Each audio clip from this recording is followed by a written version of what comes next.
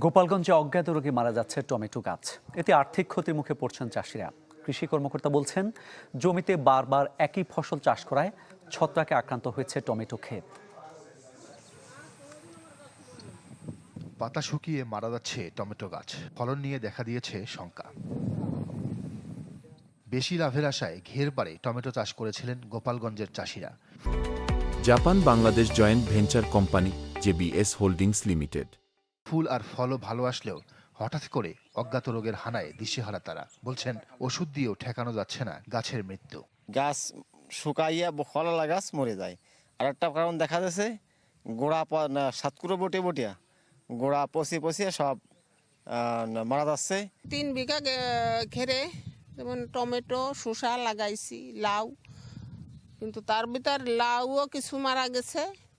আর এই লাউর পরেই শসা টমেটোগুলো মারা যাচ্ছে। সে কি পরিমাণ গাছ ফুল ফল জল যাচ্ছে, ওই অবস্থা আস্তে আস্তে মাথাতে শুকতি মারা যাচ্ছে গাছ। অভিযোগ, এখন পর্যন্ত ক্ষতিগ্রস্ত কৃষকদের কোনো খোঁজখবর নেয়নি কৃষি সম্প্রসারণ অধিদপ্তর। প্রতিটা ঘেরে টমেটো গাছ মারা যাচ্ছে, এর কারণটা কি? এর কোনো তো প্রতিকার আমরা পাচ্ছি না। কৃষি বিভাগ থেকে কোনো লোকের আর কি এই জায়গা আসে নাই যে আমাদের টমেটো গাছের যে এই রোগ কেন হয়, কিভাবে হয়, তার কোনো প্রতিকার আমাদের বলি নাই। জমিতে একই ফসল বারবার আবাদ করায় এমনটি ঘটতে পারে বলে জানান কৃষি কর্মকর্তা। মূলত যেটা হয়েছে যে একই জমিতে বারবার একই ফসল করতে আমরা কৃষকদের নিরুৎসাহিত করি।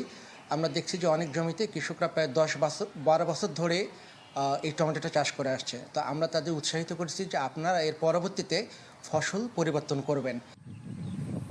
জেলার রঘুনাথপুর ও গোপালপুর ইউনিয়নের প্রায় 70 হেক্টর জমির টমেটো গাছ আক্রান্ত হয়েছে বলে ধারণা চাষিদের।